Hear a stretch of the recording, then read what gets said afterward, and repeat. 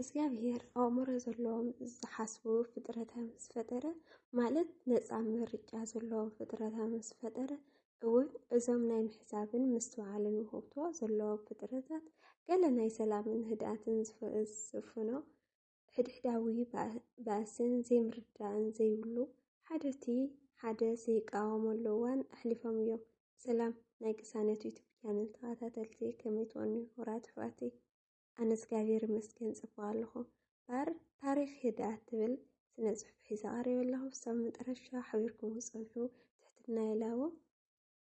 በስመ አብ ወወልድ ወመንፈስ ቅዱስ አሐዱ አምላክ አሜን። ታሪክ ህድኣት ዓለም ቅድሚ ምፍጣሩን ቅድሚኡ ኣብ ዝነበረ ሃለዋትን ሰላም ወይ ህድኣት እዩ ዝነበረ።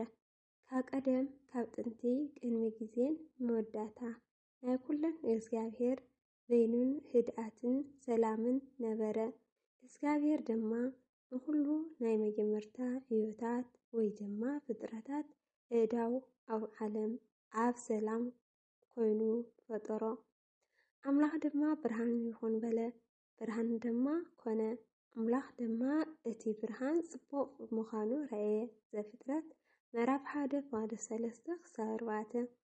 ብኸምዚ ድማ ነፍሲ ወከፍ ፍጥረታት ኣብ ሰላም ተፈጠረ ማለት እግዚአብሔር ንዓለም ፈጠረ ማለት ዓለም ድማ ኣብ ሰላም ነበረት። እዚ ከም ኣብነት ዝኾነና ኩሎም ኣብ ዝፈጥር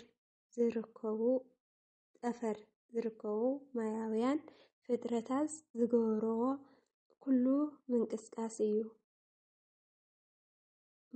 መዓልቲ ምሸት ድማ ብመዓልቲ ክትካእ ብልክዕን ብስርዓቶምን ኣብ ፍጹም ሰላምን ብዘይትንግርግር ነበሩ እሞ እዚ ሰላምን ህድኣትን ናይ ፍጡራት ደኣ ካብ መዓዝ እዩ ክዝረብ ዝጀመረ? እግዚአብሔር ኣእምሮ ዘለዎም ዝሓስቡ ፍጥረታት ምስ ፈጠረ ማለት ነፃ ምርጫ ዘለዎም ፍጥረታት ምስ ፈጠረ እውን እዞም ናይ ምሕሳብን ምስትውዓልን ውህብቶ ዘለዎም ፍጥረታት ገለ ናይ ሰላምን ህድኣትን ዝስፍኖ ሕድሕዳዊ ባእስን ዘይምርዳእን ዘይብሉ ሓደ ነቲ ሓደ ዝቃወመሉ እዋን ኣሕሊፎም እዮም። ብድሕሪ እዚ እቲ ናይ መጀመርታ ነቲ ዝነበረ ሰላም ዝረግ ኩናት ሰጠናኤል ተኸስተ። ኢሳይያስ ምዕራፍ 14:14-14 ሰጠናኤል ነቲ ካብ ኣምላኽ ዝተወሃቦ ናይ ነፃ ምርጫ ህያብ ኣብ ሰማያት ዓብይ ዕግርግር ንምፍጣር ስለ ዘውዓሎ ንኻልኦት ዝተፈላለየ ስልጣን ዝነበሮም መላእክቲ መሪሑ ዓብ ውድቀት ወደቐ። ብኸምዚ ድማ ሰይጣን መላእክቱን ካብ ሰማያት ተሰጎጉ። ሰማያት ድማ ናብ ንቡር ህድኣቱ ተመለሰ። ናብ ደቂ ሰባት ንምለስ ድማ ኣዳም ብመጀመርታ ኣብ ገነት ናይ ኤደን ብሰላም ህድኣትን ይነብር ነበረ። ዋላ እውን ኣራዊት መሮሮ ምስ ኣዳም ብሰላምን ብዘይ ዝኾነ ጽልእን ይነብሩ ነበሩ።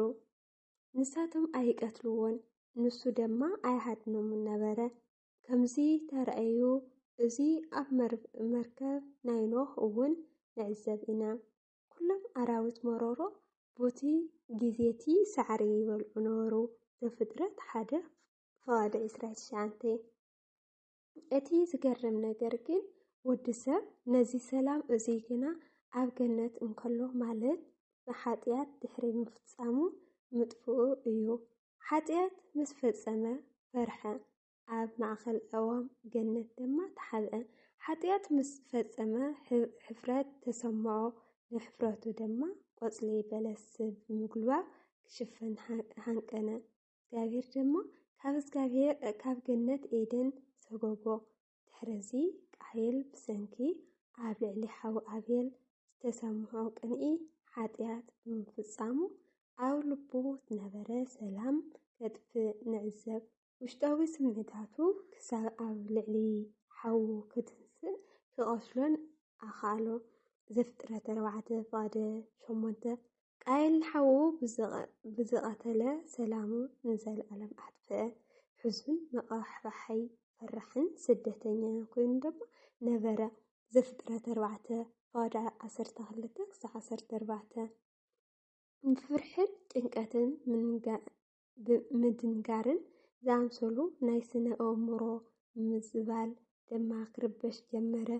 ከምዚ ዝኣምሰለ ስእነት ህድኣትን ምድንጋርን ንመጀመርታ ዝተረኣየ ድማ ብዙ ግዜ እዚ እዩ። ከምኡ ገይሩ ድማ ናብ ኩሉ ሰብ ተመሓላለፈ። ቃየል ካብ ንእግዚኣብሔር ዝነበሮ ፍርሒ ንደቂ ሰባት ዝፈርሖ ይዓቢ ነበረ። ከምዚ እናበለ ድማ ይልቅስ ነበረ።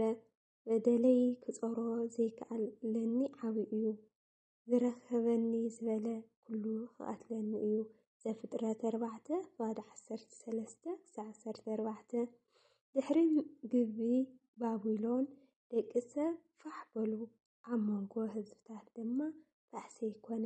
ዘፍጥረት 11:9 ብሰንኪ ስዕብ ውድድርን ጽልእን ከዓ ባህሪ ናይ ደቂ ሰባት ክብልሹ ኮነ። ሰላሙ ድማ ኣጥፍአ። ኣብ መንጎ ምዕጓሰት ኣብርሃምን ሎጥን ዝተለዓለ ዘይምርዳእ ከም ኣብነት ንምልከት።